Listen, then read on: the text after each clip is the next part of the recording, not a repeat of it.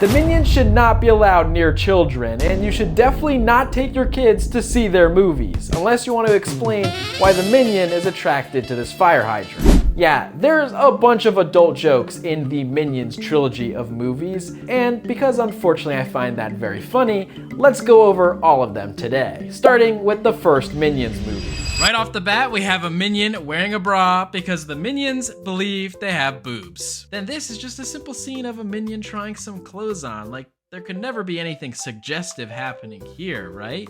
Ah! And here we see the minions are once again making another boob joke. How original. But it can't get any more suggestive than that, right? Ah! Come on, what are these movies, man? These are for children. We went from minions pretending they had boobs to fire hydrants with actual boobs. What? Later in the dungeon, we see Stuart grab this thing, which is a stick, and it's not a coincidence, it's got little balls. A little tighter.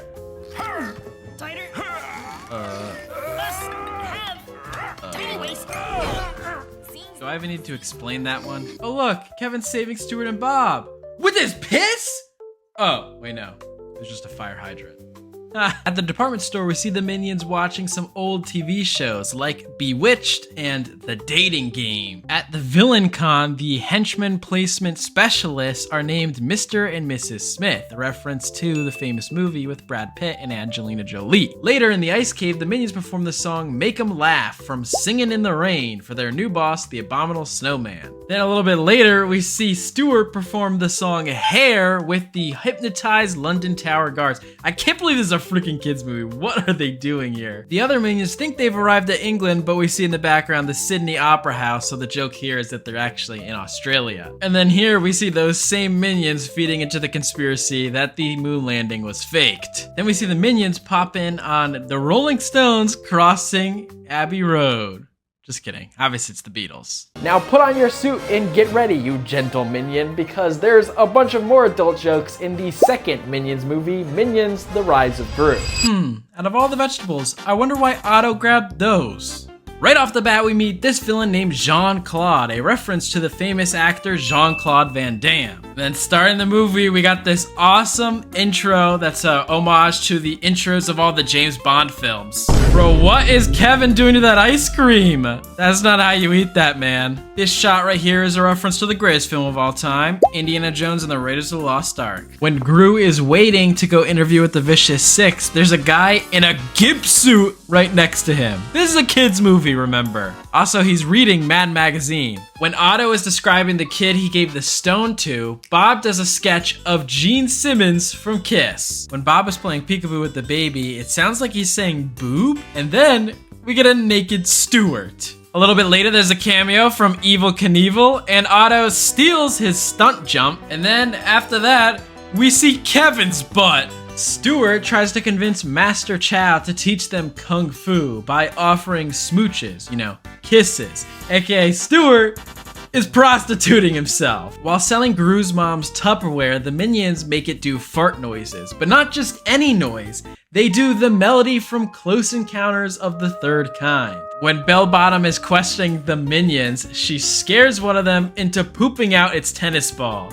You know, the tennis ball fell out because they're using the tennis balls to make it appear like they have boobs. Now completely trained in the ways of Kung Fu, Kevin, Stuart, and Bob wear jumpsuits that are references to Kill Bill. And finally, Wild Knuckles tells Gru to shoot for the moon. And Gru, as we know, took that advice literally. And finally, we end with the newly released Minions and Monsters, which is just as adult as the previous two.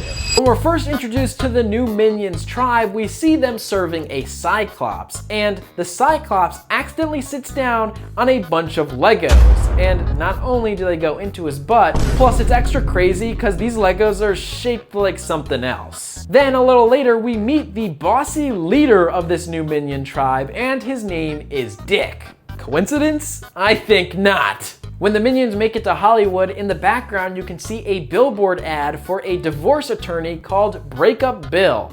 Get it? Then, because this movie is set in the 1920s, there's a bunch of historical references that only adults, I think, will get. Like when the director is looking for the minions in Hollywood, he comes across a cop pouring out a keg of beer, a reference to the Prohibition. He also sees a bunch of women marching for women's rights. But neither of those are as funny as the recurring joke throughout this movie where news broadcasts and newspapers are really stressing how rich everyone is and how well the economy is doing at the time. Which is funny because adults and people who know history know that they're about to get hit with the Great Depression. We also in the film see a couple of minions have a "how many bananas can I stuff in my mouth" competition. Towards the end of the film, we see a minion dressed as a clown, and he repeatedly runs to the monster. At first, he runs fully clothed, then gets tossed out in only panties. And then after that, he runs at the monster again and gets spit out without anything on. I can't believe this is a kid's movie. And then finally at the end of the film, we see the robot Dort with his love interest Debbie, and now they have two kids that are kitchen appliances. I guess a hybrid between a human and a robot is a appliance?